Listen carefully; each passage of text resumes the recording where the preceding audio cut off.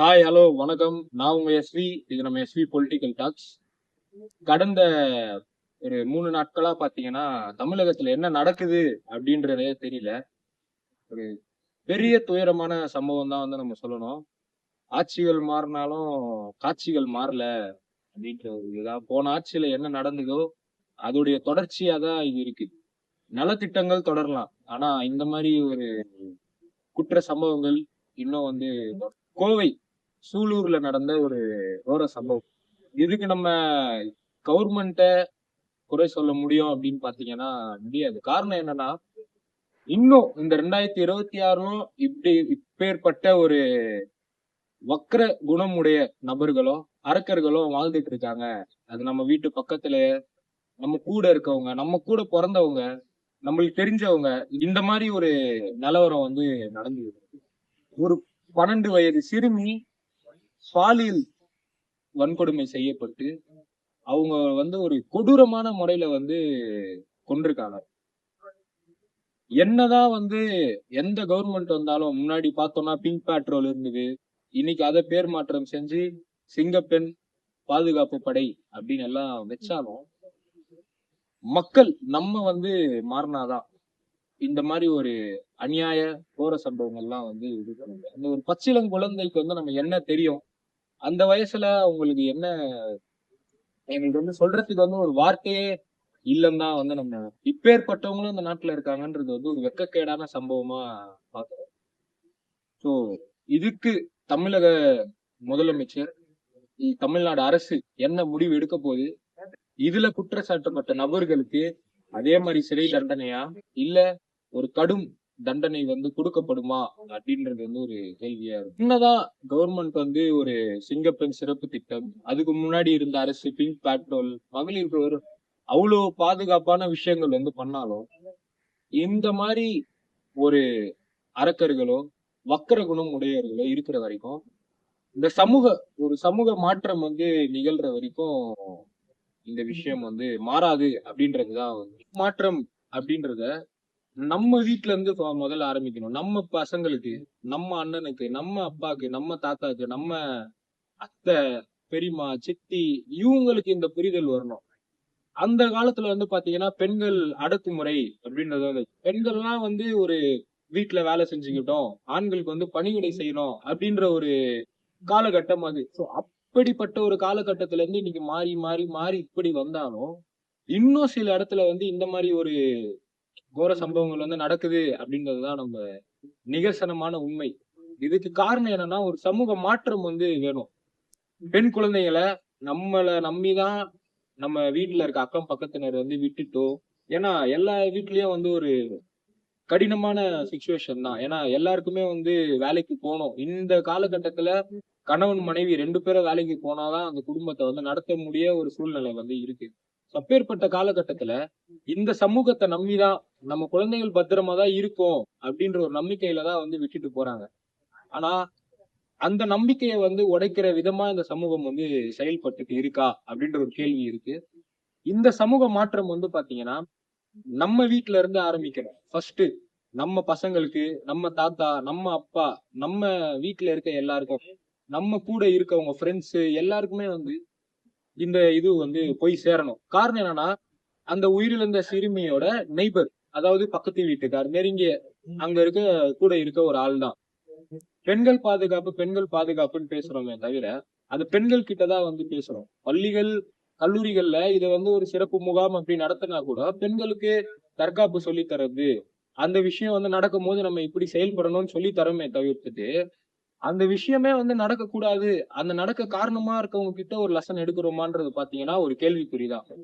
So மாணவர்களுக்கும், அதாவது ஆண்களுக்கும் இத ஒரு விஷயமா சொல்லணும். அதாவது ஆண்கள் மாணவர்கள் கிட்ட மட்டும் சொல்லாம முதியவர்களுக்கும் இதை சொல்லணும். ஏன்னா நிறைய இடத்துல பாத்தீங்கன்னா aged person, middle aged person தான் இந்த மாதிரி சம்பவங்கள்ல செயல்படுறாங்க.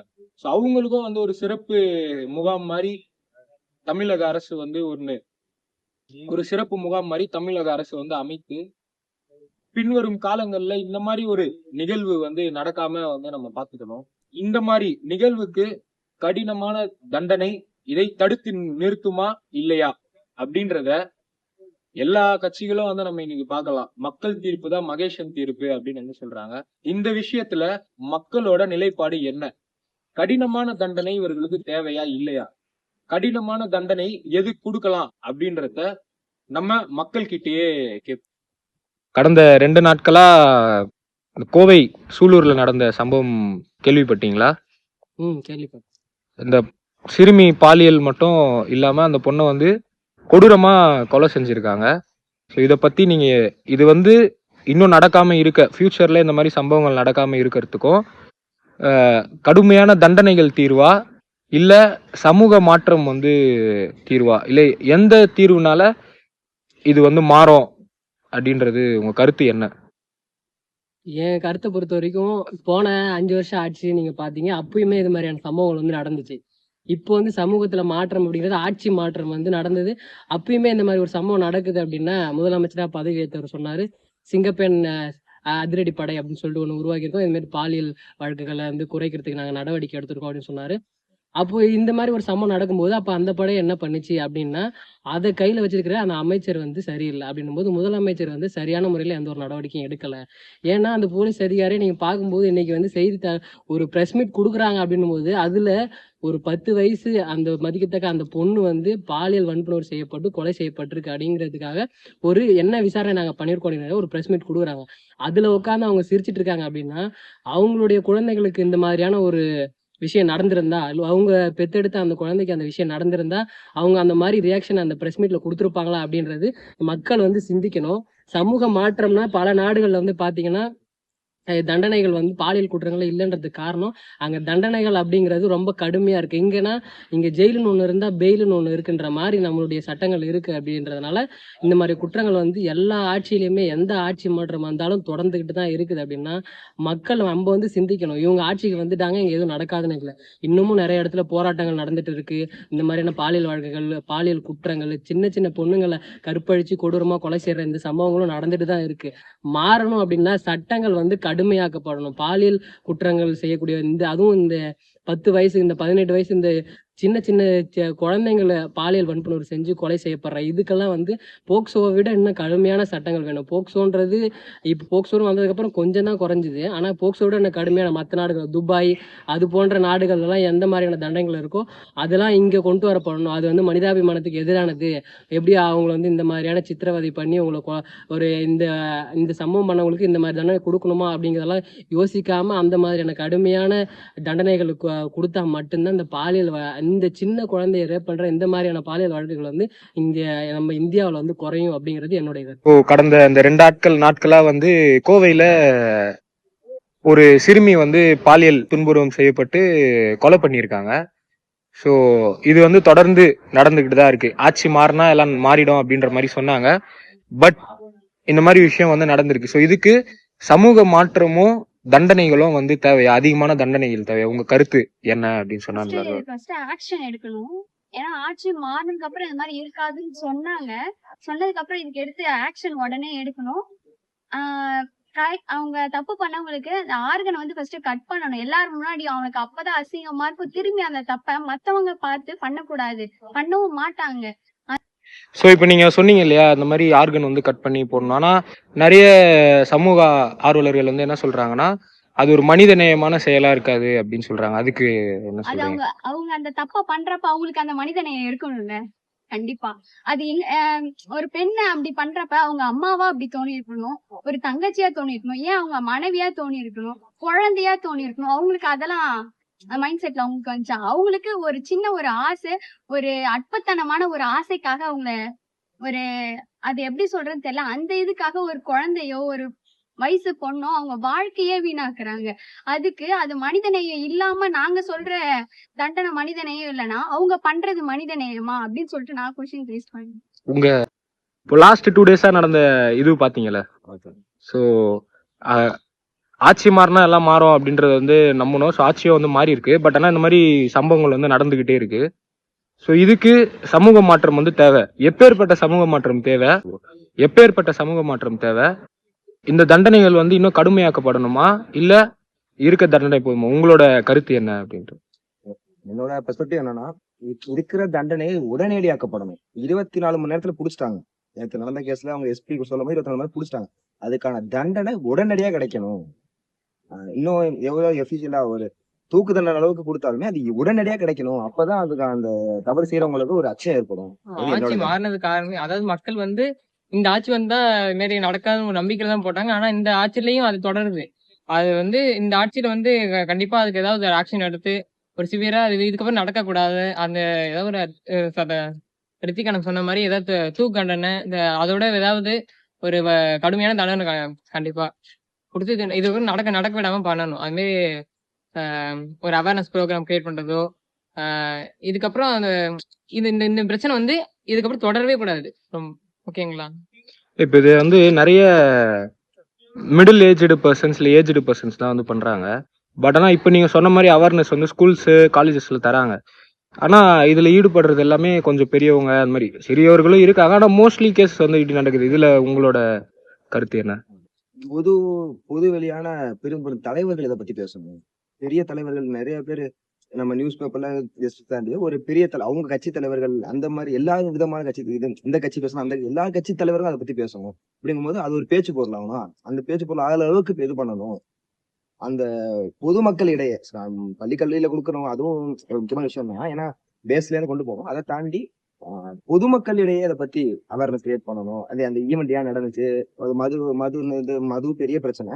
அதை வந்து எப்ப நம்ம எப்படி கட் பண்ணணும், இந்த இதுக்கான காரணம் என்ன, அவங்க 90% இது நடக்கிற காரணமே மதுதான். அப்படிங்கும் போது அந்த நேரத்தில் அதுக்கு என்ன பண்ணணும், அதை எப்படி ரெஸ்ட்ரிக்ட் பண்ணணும் அப்படிங்கறத ஆலோசனை. ட்ரக்ஸ் தான் ஃபர்ஸ்ட் மெயின் ரீசனே ட்ரக்ஸ் தான். ட்ரக்ஸ் நம்ம வந்து கொஞ்சம் அதான் வந்து தடை செஞ்சாலே இந்த பிரச்சனை எல்லாம் கொஞ்சம் வந்து மறைய ஆரம்பிச்சிடும். இந்த பிரச்சனை இருக்காது.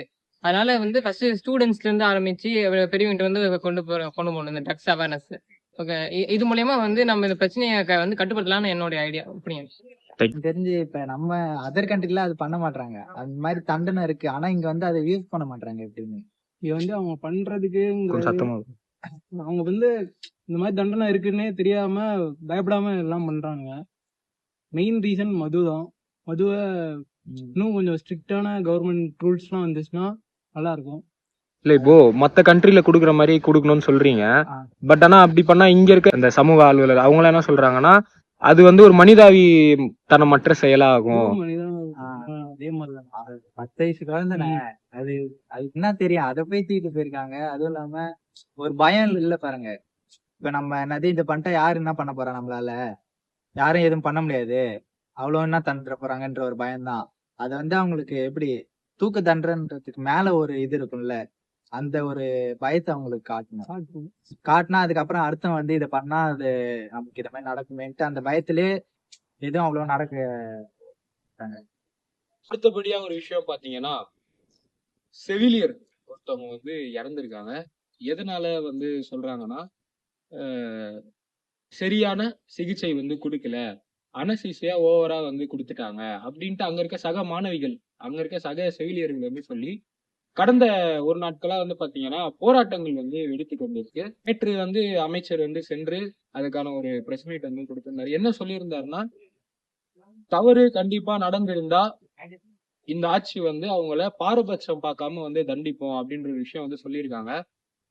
பட் என்னதான் வந்து இப்படி அவர் வந்து ஒரு பிரஸ் மீட் கொடுத்தா மக்கள் இதுல வந்து ஒரு விஷயத்த நோட் பண்ணணும். ஏன்னா கடந்த திமுக ஆட்சியிலயோ இல்ல இதுக்கு முன்னாடி நடந்த ஆட்சியிலயோ இந்த மாதிரி பல தவறுகள் வந்து நடந்திருக்கு. அப்போ அந்த துறை சார்ந்த அமைச்சர்கள் வந்து என்ன ஒரு பதில் தருவாங்களோ அதேதான் வந்து இன்னைக்கு தாவேகாவோட அமைச்சரும் வந்து சொல்லியிருக்காரு.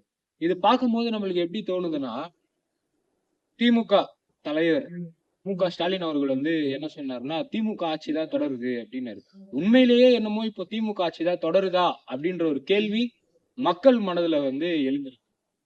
மக்கள் நம்ம வந்து ஒரு நல்லா நோட் பண்ணி ஆகணும். என்னதான் வந்து இந்த ஒரு ஆட்சிகள் வந்து மாறினாலும் முதல்வர் வந்து ஆட்சி பொறுப்பு ஏற்றுறதுக்கு போது என்ன சொன்னார்னா, என்னோட பார்வையில இந்த விஷயங்கள்லாம் வந்து நடக்காது, இந்த விஜய் வந்து உங்க வீட்டு பையன் இப்படி வந்து சொல்லி கொண்டு ஆட்சிக்கு வந்த இந்த நபர்கள் வந்து பாத்தீங்கன்னா இன்னைக்கு இப்படி ஒரு கோர சம்பவம் நடந்து 2 நாட்களுக்கு மேல அவங்களை யாரையும் போய் சந்திக்காம அப்புறம் அவங்களுக்கு ஒரு இரங்கல் செய்தி கூட வந்து முதலமைச்சர் கிட்ட இருந்து வரல.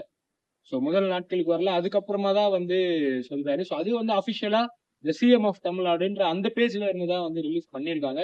இன்னைக்கு வந்து அமைச்சர் வந்து இப்படி ஒரு பேட்டி வந்து கொடுத்திருக்காரு. திமுக ஆட்சியில என்ன நடந்ததோ அதோடைய தொடர்ச்சியா தான் இன்னைக்கு வந்து பாத்தீங்கன்னா தாவேக ஆட்சியிலயும் நடந்துட்டு இருக்கு அப்படின்றத பார்க்கணும். ஏன்னா தவறுன்ற ஒண்ணு இனிமேல் நடக்கக்கூடாது அப்படின்ற ஒரு காரணத்துக்கு தான் இன்னைக்கு மக்கள் வந்து தாவேகா வந்து ஆட்சியில உட்கார வச்சிருக்காங்க. நிறைய மக்களோட இது வந்து பாத்தீங்கன்னா இன்னும் விஜய் அவர்கள் மேல ஒரு நம்பிக்கை வச்சிருக்காங்க. விஜய் அவர்கள் வந்து இதை சரி பண்ணி தருவாரு, விஜய்க்கு வந்து இது போல அவர் வந்து பண்ணி தருவாரு. அந்த தாய்மார்களும் பெண்களும் வந்து விஜயை வந்து அவ்வளவு நம்புறாங்க. ஆனா விஜய் இதற்கு என்ன பதில் சொல்ல போறார் அப்படின்றது வந்து ஒரு கேள்விக்குறியாதான் இருக்கு. இன்னி வரைக்கும் தாவேகாவோட அரசாங்கத்துல இருந்து, தமிழக அரசாங்க கிட்ட இருந்து ஒரு தெளிவான பதில் வந்து வரல. அமைச்சரும் இப்படி ஒரு பதில் தான் சொல்லியிருக்காரு. அதாவது திமுக ஆட்சியில என்ன பதில் சொன்னாங்களோ இன்னைக்கு அதே பதில் தான் வந்திருக்கு. என்னன்னா அந்த அந்த இடத்துல இருக்க பர்சன்ஸ் மாறி இருக்காங்க. திமுகவுக்கு பதிலா தாவேகாவுக்கு வந்திருக்கு, அந்த அமைச்சருக்கு பதிலா இந்த அமைச்சர் அப்படின்ற மாதிரி அங்க இருக்க பர்சன்ஸ் தான் மாறி இருக்காங்களே தவிர அதுக்கான தீர்வு மாறல, பதில்கள் மாறல. இது வந்து அப்படியே தொடர்ந்துகிட்டதா இருக்கு. கடந்த இது ஃபுல்லா பாத்திருப்பீங்க, மக்கள் தீர்ப்பு தான் மகேஷன் தீர்ப்பு அப்படின்னு வந்து பல கட்சிகள் வந்து சொல்லியிருந்தாங்க. சோ இந்த கோவை சம்பவத்துக்கும் மக்களோட மனசுல என்ன இருக்கு அப்படின்றத நம்ம வந்து இப்ப எடுத்து காட்டியிருக்கோம். சோ மக்கள் பெரும்பான்மை வைத்த கோரிக்கை வந்து கடுமையான தண்டனை வந்து தேவை அப்படின்றத வந்து வச்சிருக்காங்க. சோ முதலமைச்சர் அவர்கள் இதை வந்து மாத்துவாரா? ஏன்னா மக்களோட பெரும்பான்மையான பெண்கள் வந்து மகளிர் வந்து உங்க மேல அவ்வளவு நம்பிக்கை வச்சிருக்காங்க. சோ அதனால இந்த ஆட்சியில ஒரு மாற்றம் நடக்குமா அப்படின்ற ஒரு கேள்வியோட இந்த வீடியோ வந்து முடிக்கிறேன். நன்றி, வணக்கம்.